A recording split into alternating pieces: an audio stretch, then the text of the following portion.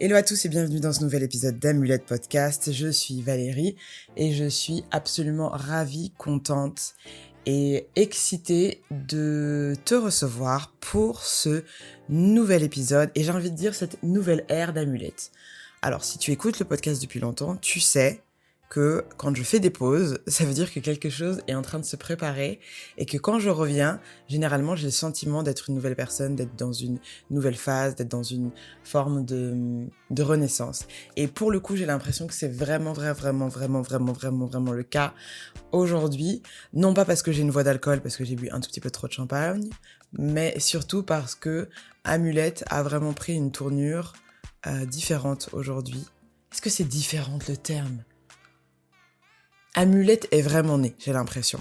L'épisode d'aujourd'hui, c'est un épisode pour t'expliquer ce qu'est Amulette aujourd'hui et comment est-ce que ça se compose, ça se décompose, je sais pas si c'est vraiment ça qu'on dit, et surtout pour lancer une nouvelle dynamique.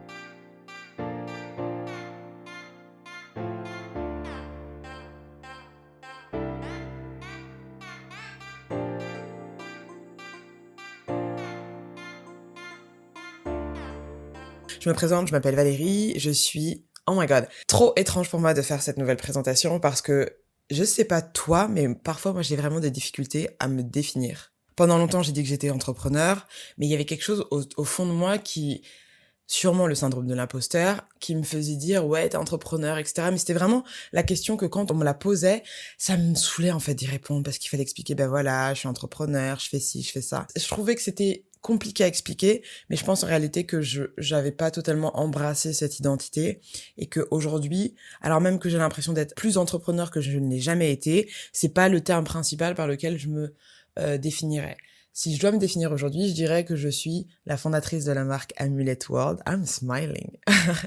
La fondatrice de la marque Amulette World et que je suis également coach et formatrice certifiée, que j'accompagne principalement les femmes à retrouver leur voix E, voix X, et à leur donner les outils pour qu'elles comprennent qu'elles sont en mesure de créer leur propre réalité. Alors tous ces outils, en réalité, ils sont également valables pour les hommes, mais pour commencer, j'ai décidé de bosser avec My Sisters et de les accompagner sur ce chemin-là d'éveil spirituel via les neurosciences, via la psychologie, via la spiritualité aussi. Aujourd'hui, dans ce podcast, je vais donc te parler de ce qui se passe pour Amulette, de ce que tu vas pouvoir attendre du podcast qui va revenir de manière plus régulière parce que Valérie a fait un travail sur elle-même et donc a décidé d'arrêter d'être son propre obstacle et a envie de construire quelque chose du coup qui est plus consistant, si je peux dire ça comme ça. Et donc, c'est assez excitant. C'est parti!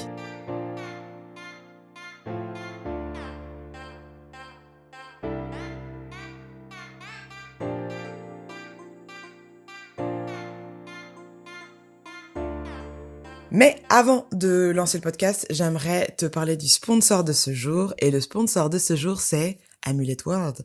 Amulette World, c'est une marque multidimensionnelle qui s'adresse aux femmes du monde pour le corps et pour l'esprit. Pour le corps, c'est la création de bijoux, d'amulettes qui sont chargées d'intentions positives afin de révéler et de rappeler aux personnes qui les portent qu'elles sont magiques.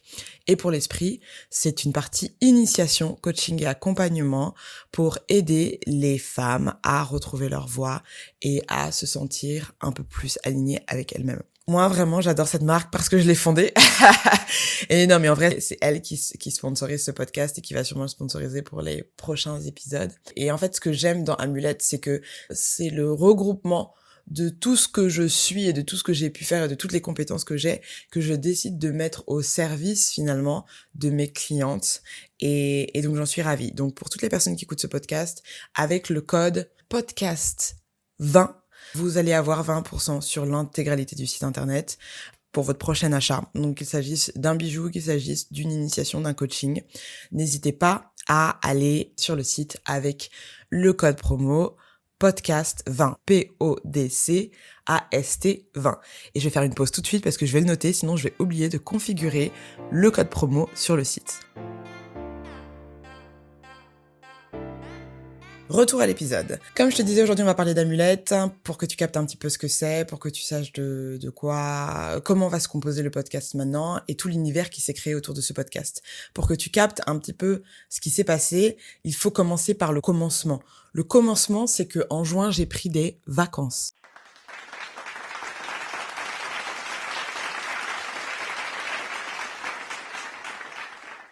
Et en fait, c'était la première fois que je prenais vraiment des vacances. Quand je dis vacances, c'est pas l'idée de voyager, parce qu'en réalité, j'ai pas mal voyagé ces derniers temps, et que je m'arrête jamais vraiment de voyager, mais c'est de voyager sans ouvrir son ordinateur, sans ouvrir Slack, sans se poser la question de ce qui se passe dans l'entreprise. Enfin, vraiment une pause. Et boy, c'était un truc de ouf. C'était un truc de ouf. Et au début, j'étais un peu réticente à l'idée de le faire. J'avais beaucoup peur. Et en fait, j'ai pris mon billet pour partir du coup à Zanzibar pour un mariage la veille de mon départ. Et c'était un petit peu genre, ok, on y va, mais on prend quand même l'ordi, on sait jamais, parce que de toute manière, enfin voilà, tu vois. Et en fait, en arrivant sur place, à Zanzibar en Tanzanie, qui est quand même une île paradisiaque, je me suis retrouvée d'abord entraînée dans la magie du mariage, dans la beauté des paysages, dans la gentillesse, dans l'esprit de Zanzibar, Hakuna Matata, Hakuna Shadi. Sadi, je crois que c'est ça, un truc comme ça, bon, sorry. Mais un délire comme ça. Et ensuite, j'ai juste réalisé que vraiment, c'était nécessaire pour moi d'être en vacances et de pas penser à autre chose que de me reposer. Je pense que je ferai un épisode sur l'idée de repos, parce que je considère maintenant de plus en plus avec le temps que le repos, c'est un acte, bien évidemment, d'amour pour soi, mais c'est aussi de l'activisme, que de prendre le temps de se reposer, de prendre le temps de faire une pause, d'arrêter d'être dans le faire en permanence pour pouvoir, the hustle. Ça, c'est encore un des pièges du capitalisme, selon moi, et je suis en train d'apprendre, j'ai compris intellectuellement, mais dans ma vie au quotidien, là, par exemple, on est dimanche, j'avais dit que je ferais rien, mais je me suis dit, je peux enregistrer un podcast, oh, ça va, c'est rien, ça. Et en effet, ça me fait grave plaisir parce que je sentais que c'était ça que j'avais envie de faire, mais c'est vrai que c'est encore difficile pour moi de ne rien faire et d'être en mode juste ne rien faire. Mais donc je me retrouve à Zanzibar à ne rien faire, entre guillemets, en tout cas à ne pas travailler. Et franchement, ça a été un moment tellement ressourçant et tellement nourrissant et tellement healing. Ça m'a fait un bien de malade. Et encore plus parce que je me suis retrouvée les derniers jours sans téléphone, parce que mon téléphone est tombé dans l'eau. Et j'étais vraiment coupée du monde. C'est-à-dire que je ne pouvais plus faire ma Instagrammeuse en postant tout ce qui se passait à Zanzibar pendant le mariage, en mode je vous envoie des gros faux mots dans votre tronche. Et moi, en même temps, je ne fais que nourrir mon addiction à la validation extérieure parce que je reçois tellement de retours, de réactions que ça nourrit mon ego de ouf.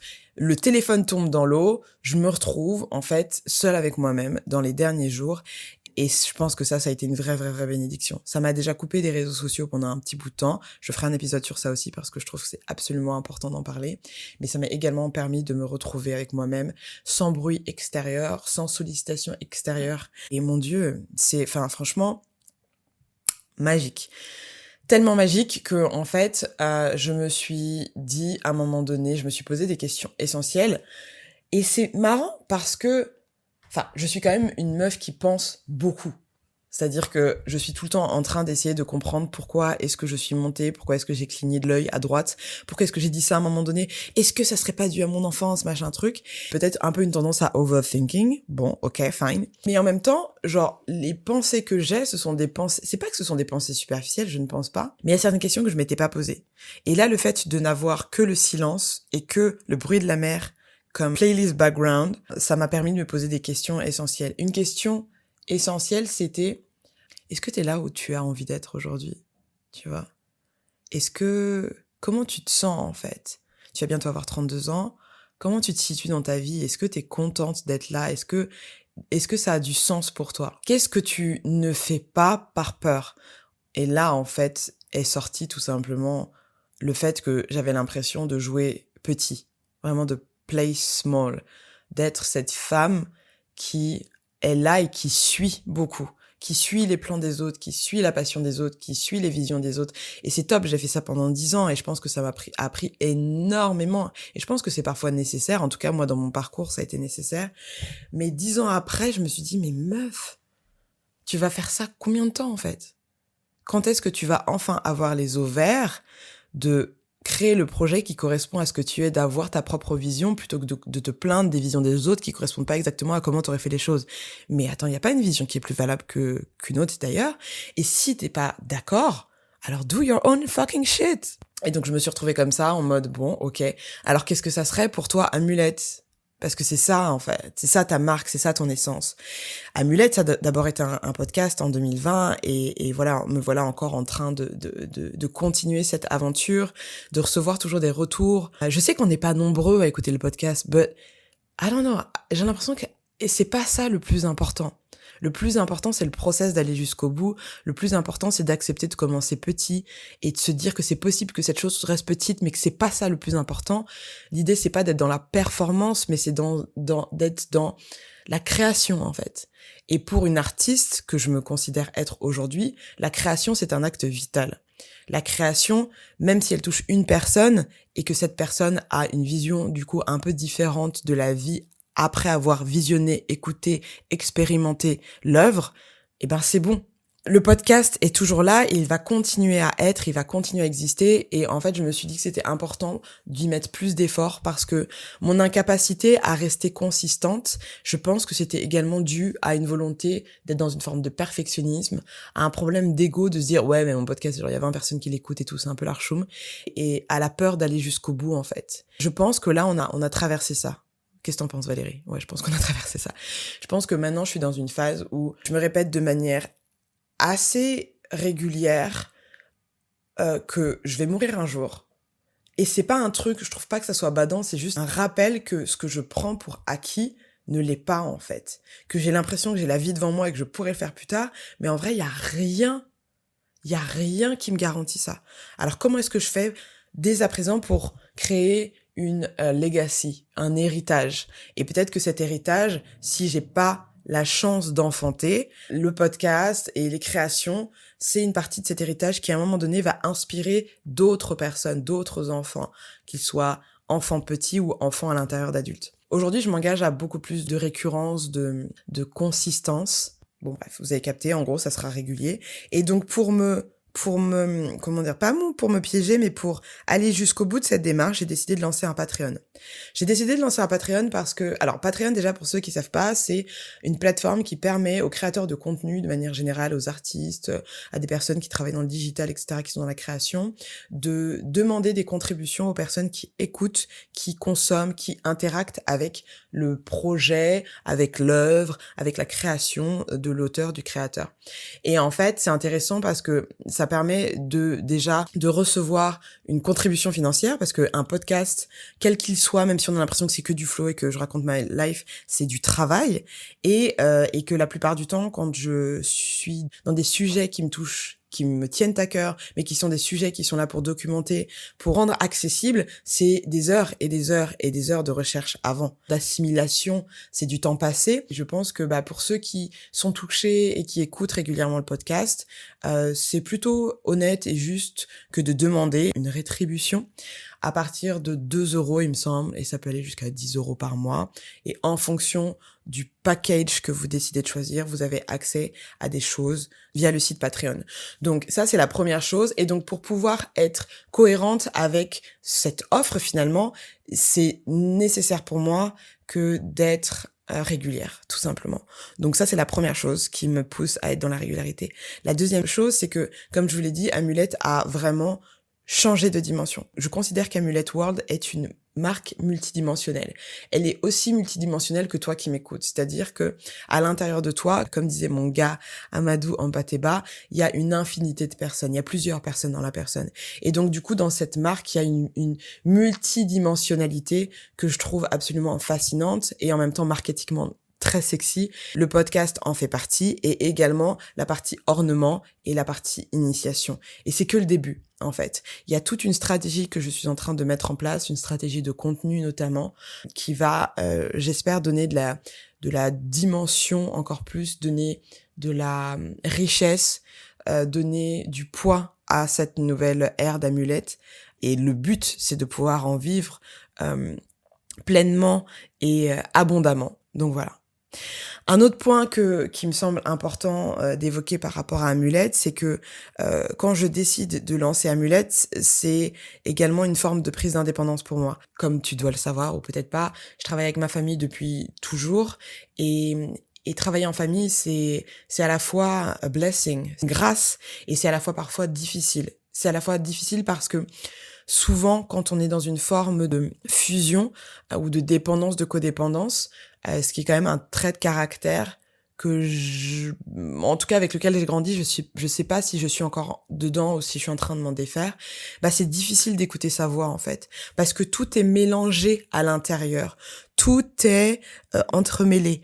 Tout est fusionné de manière à ce qu'on fasse corps et que ce corps ait sens, que le sens soit donné au corps et peut-être parfois un peu moins aux besoins, aux volontés individuelles, etc. Ça, c'est mon expérience personnelle, mais je pense en réalité que c'est l'expérience aussi de mes sœurs parce que il y a une forme de... on fait do it for the team, you know, et c'est super. Et c'est vraiment génial. However, je pense que c'est aussi hyper important d'arriver à trouver sa voie. Et je peux pas me permettre de dire que je coach et que j'accompagne des femmes à trouver leur voie et ne pas écouter la mienne. Je suis aussi dans un processus de diffusion dans la majorité de mes relations. Et ça veut pas dire de cassage ou de rupture, pas du tout. C'est juste changement de position pour pouvoir me permettre d'être plus souveraine de moi-même et donc du coup également donner la place aux autres d'être plus souverains. Quand on parle même de relations codépendantes ou de relations toxiques, la personne qui en parle la plupart du temps a tendance à se positionner en victime. Et je suis pas en train de dire que parfois c'est pas le cas. Il y a forcément un rapport de pouvoir dans lequel il y a une personne qui a plus l'ascendant sur l'autre dans un des domaines. Cependant, je pense aussi que tout le monde a sa responsabilité. Et donc du coup, à la fois moi, je peux me sentir parfois un petit peu étouffée ou asphyxiée par la volonté ou l'esprit de groupe, et à la fois, je suis celle qui participe également à cet esprit de groupe et qui peut asphyxier une autre personne à un moment donné. Donc, la libération, la liberté qui est nécessaire, cette nécessité pour moi de vivre librement, parce que rien n'est garanti demain et que je pense que ça serait un des gros regrets de ma vie de ne pas avoir osé aller jusqu'au bout de cette liberté. Elle a aussi nourri ce nouveau projet, donc je suis hyper contente.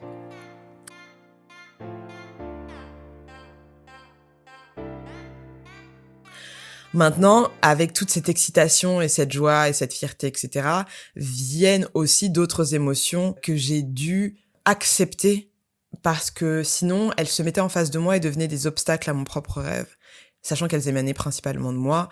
Bon, de moi et également de tout ce que j'ai pu accumuler avec le temps en termes de programmation, en fait, de conditionnement plutôt, de croyances limitantes, de peur, etc., etc. En étant à l'étranger, seule, sans téléphone, sans ordinateur, sur un espace, sur une île absolument paradisiaque, où les gens de cette île ont peu de choses matérielles par rapport à ce qu'on peut envisager d'avoir en Occident. Et en même temps, une forme de philosophie et une forme de vibe par rapport à la vie, une grande sagesse. Je me suis dit, putain, mais gifle initiatique, quoi. Gifle initiatique.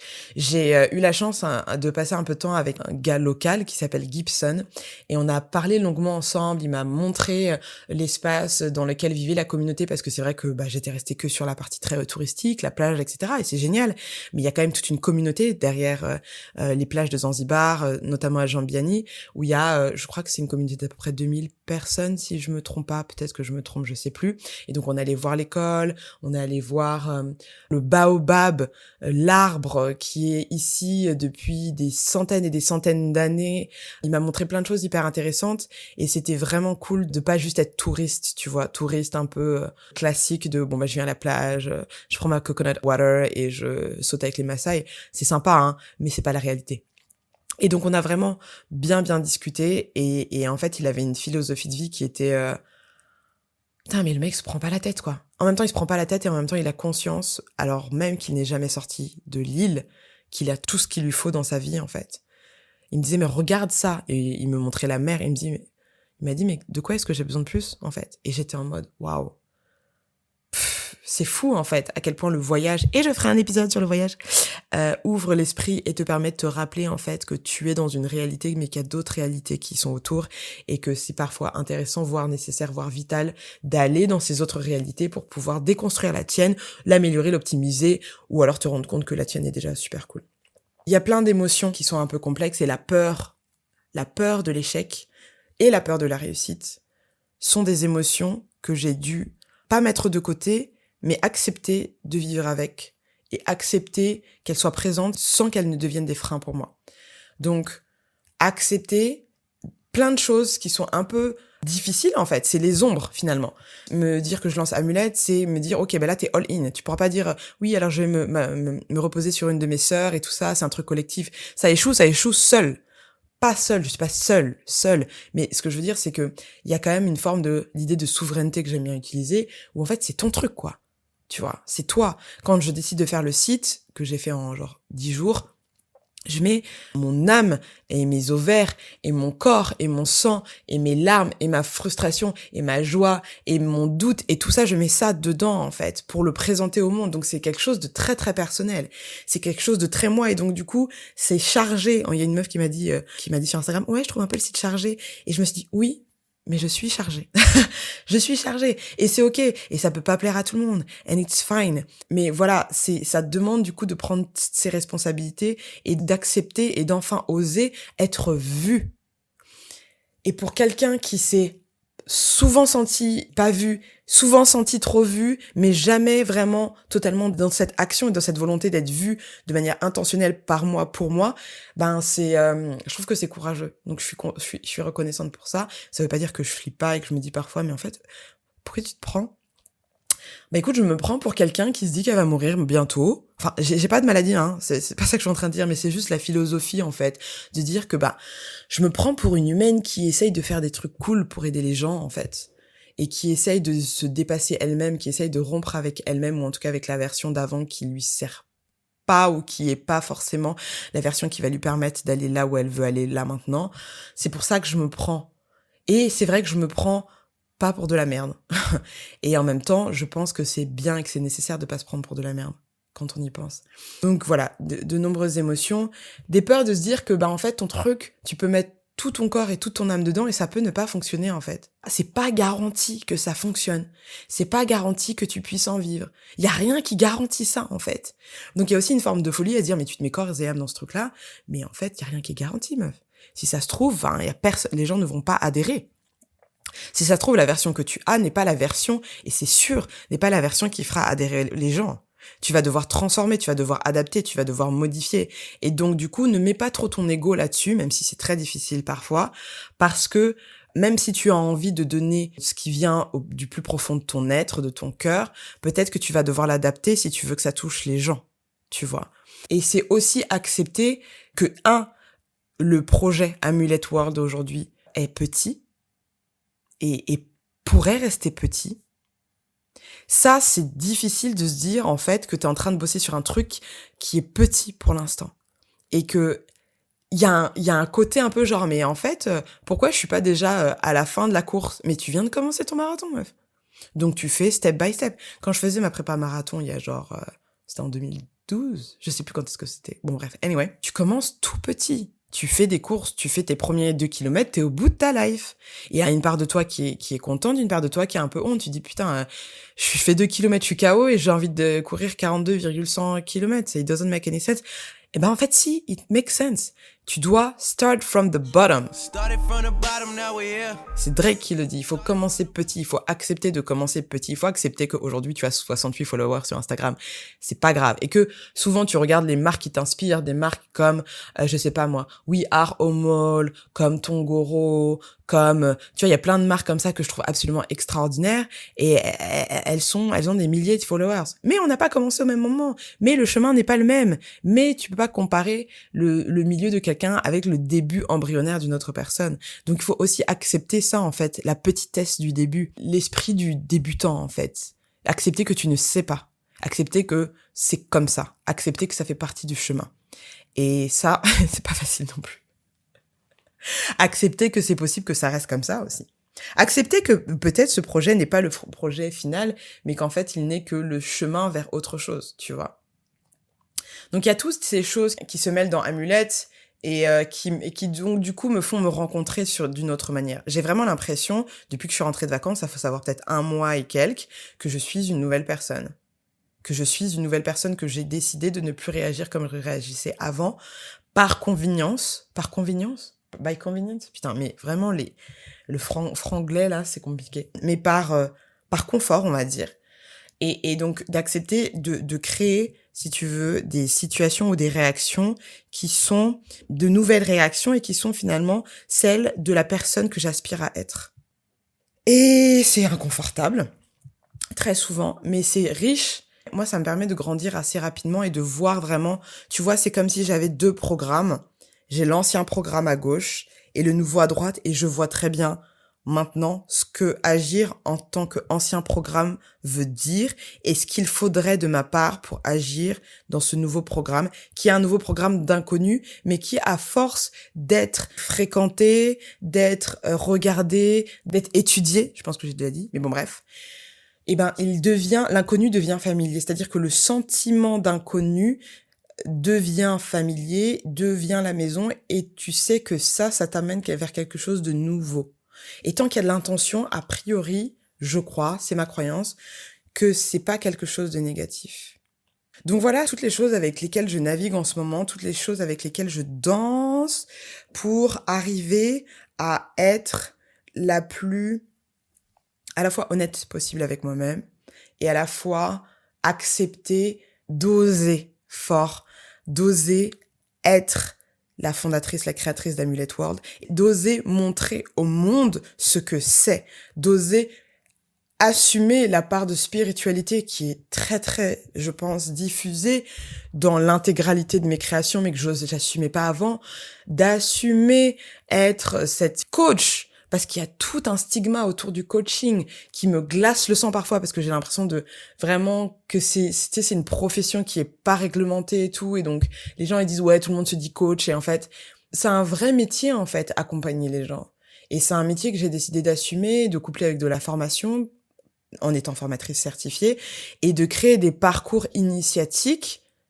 tu vois, pour aider les femmes à aller mieux, pour aider les femmes à se sentir dans cet alignement que moi-même je cherche, que moi-même j'apprends à créer, en fait. Et j'ai des méthodologies pour le faire. Et c'est pas des blagues, en fait. C'est pas juste du blabla de motivation. Parce que dedans, je mets des neurosciences, parce que je me forme sur le sujet, parce que j'ai envie de pouvoir avoir une boîte d'outils holistiques pour justement nourrir ma marque multidimensionnelle, qui va, je l'espère, aller toucher le cœur, l'esprit, l'utérus, l'être multidimensionnel qu'une femme peut représenter.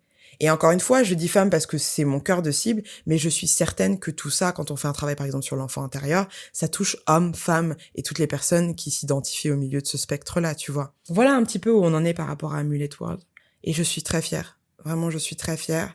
J'apprends encore à balancer, si tu veux, entre cette volonté et cette énergie qui m'habite d'être dans la création et de faire vite, parce que il y a une partie de moi qui se dit le temps est contre moi, mais le temps est avec moi, il faut pas que j'oublie. Et en même temps, de faire attention de pas retomber dans des travers où, si tu veux, moi j'ai l'habitude d'être dans le faire. Le faire, c'est ça qui me donne ma valeur. Oh, tu as fait le site toute seule. Oui, j'ai fait le site toute seule. Oh, c'est toi qui désigne. Oui, c'est moi qui fais.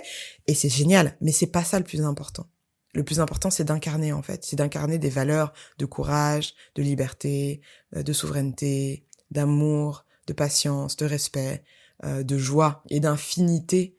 C'est ça le plus important. Donc, du coup, de ne pas tomber dans le piège du workaholisme. Je ferai un podcast sur le sujet aussi. Et c'est le même sujet que de prendre le temps de se reposer. C'est la même chose. De savoir s'arrêter à un moment donné, parce que la to-do, la liste dans le tableau Trello ou whatever, ne s'arrêtera jamais.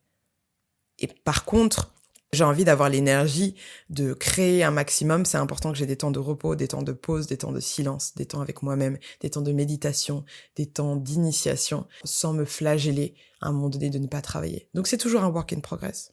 Voilà. Je crois que c'est à peu près ça pour Amulette. En tout cas, n'hésite pas à soutenir le projet si ça t'intéresse. Il y a plein de manières de le faire. J'ai cité les différentes manières parce que souvent on se dit « Ah, j'ai pas forcément les dos pour acheter ces bijoux et tout ça, machin. » Bon, ok, fine. Une des finalités, c'est quand même le passage à l'achat, le call to action. Il faut aller acheter parce que aujourd'hui, la monnaie, c'est l'énergie. L'argent, c'est l'énergie qui permet au business de fonctionner sur un point de vue vraiment matériel et terrien. Mais il y a d'autres manières de soutenir un business. Et je vais te les citer ici parce que ça s'applique à Amulet World, à mon business, mais ça s'applique également à d'autres business, d'autres personnes de ta communauté, d'autres petits business qui ont besoin de soutien. Parce que face à des gros mastodontes, c'est les people qui aident, c'est les people qui font quelque chose. Donc, comment les people peuvent faire? Première chose, soutenir, c'est écouter le podcast. Écouter le podcast, c'est un premier soutien et ça, je te remercie pour ton attention jusqu'au bout de cet épisode et je te remercie pour cette écoute qui est importante parce qu'on est dans des stats, on est dans des métriques. Combien de personnes ont écouté? Combien de temps ça a duré? C'est ça qui donne ta valeur. Mais ça, c'est le piège. But anyway, c'est quand même un soutien. Partagez le podcast, partagez les posts Instagram, partagez la marque, partagez les bijoux, partagez juste. Ça mange pas de pain. C'est un clic la plupart du temps et ça peut vraiment en fait faire grandir la marque de manière organique. Donc ça, c'est quelque chose de gratuit que tu peux faire parce que de toute façon, tu payes déjà de ton attention auprès des réseaux sociaux, donc tu peux au moins diffuser ça auprès des personnes qui te sont chères ou qui pourraient être intéressées. La troisième chose, c'est aussi envoyer un petit message. En tant que créateur, en tant qu'entrepreneur, en tant que designer, en tant qu'artiste et autres, c'est cool de recevoir des messages de soutien parce que, en fait, là, ce que tu vois, c'est le produit final. Ça va être édité, ça va être ça a l'air stylé. Tu regardes les photos Instagram, tu te dis, oh, elle gère, machin. Mais attendez, mais c'est des moments de doute de malade. C'est des moments de doute, c'est des moments de surpassement de soi-même, en fait. Donc, c'est pas facile tout le temps. Et quand on reçoit des feedbacks par rapport au podcast, au site, ou whatever, ça fait toujours très chaud au cœur. On se dit, ok, mais en fait, je le fais pas pour rien. Les gens voient. Donc, ne te décourage pas. Même si tu ne le fais pas totalement parce que pour que les gens voient, but that's another story. Bien évidemment, l'achat. Ça, c'est clair. J'ai mis sur le site internet, si tu t'inscris à la newsletter, t'as moins 10% sur ta première commande. Là, en plus, je t'ai mis le sponsor d'Amulet.world qui t'offre 20%. Enfin, j'essaye de faciliter et d'inciter à l'achat et au soutien. Et donc, acheter, tout simplement, c'est aussi un moyen de soutenir un business. Un autre moyen de soutenir un business, c'est des contacts. Si t'as des contacts que tu penses pouvoir être intéressants pour le business en question, partage. Ah, tiens, il y a telle personne qui cherchait, je sais pas moi, une designeuse, telle personne qui cherchait une coach, telle personne qui cherchait, qui fait un article sur les 5 marques à suivre qui ont un caractère spirituel ou whatever. Tu vois, les mises en relation, c'est aussi important. Le réseau, c'est fondamental. C'est une richesse incroyable. Donc voilà des moyens de soutenir Amulet World dans son chemin, de me soutenir moi également. Et je suis bien évidemment absolument ouverte et preneuse si tu penses à d'autres choses, d'autres moyens de soutenir, ce qui me permettra moi également de faire mon taf, d'aller soutenir également d'autres marques, d'autres créateurs de contenu, d'autres artistes avec les moyens que j'ai. Je crois que c'est tout pour cet épisode. Merci infiniment d'être de retour. Comme je le disais au début de l'épisode, Amulet va revenir de manière hebdomadaire. Et si tu as envie d'aller et de contribuer au projet, tout simplement, au projet Amulet Podcast de manière plus particulière, sache que j'ai créé un Patreon. Donc un Patreon, comme je le disais tout à l'heure, c'est un moyen pour les personnes, les auditeurs, auditeurs et auditrices, de soutenir le podcast en faisant une contribution mensuelle à partir de 2€ jusqu'à 10€. Et en fonction de la contribution qui est donnée, vous recevez en fait des avantages et des petits goodies qui sont cool. Donc n'hésitez pas à faire ça si vous écoutez le podcast depuis longtemps et si vous vous dites, bon allez, je peux donner 2€ par mois à Valérie, ça lui permettra de s'acheter un croissant au beurre dans une boulangerie assez chère à Paris. Merci infiniment pour ton attention et puis on se dit à la semaine prochaine. Comment est-ce que j'ai envie de finir ces podcasts? J'ai envie de dire, et c'est pas pour mettre le bad, mais c'est vraiment dans une forme de célébration de la vie. Vis ta vie là tout de suite parce que en fait, on va tous mourir. Et c'est cool aussi, je pense, de se dire qu'on va mourir à un moment donné. Ça va ouvrir tout un débat avec des personnes qui ont envie de vivre de manière éternelle. Ça pourra faire le sujet d'un podcast. Mais en tout cas, ouais, vis ta vie maintenant. C'est maintenant la vie. Et à très vite. Merci de m'avoir écouté. C'était Valérie. Salut. Upgrade Podcast, une société du groupe Upgrade by Legiums vous a présenté Amulet Podcast. Un podcast qui vous permet de devenir magicien et artiste de votre propre vie. Présenté par Valérie Legiums, directrice artistique chez Upgrade et coach en créativité et image. Rendez-vous sur upgradepodcast.paris pour découvrir tous nos autres podcasts. Passez une très belle journée lumineuse.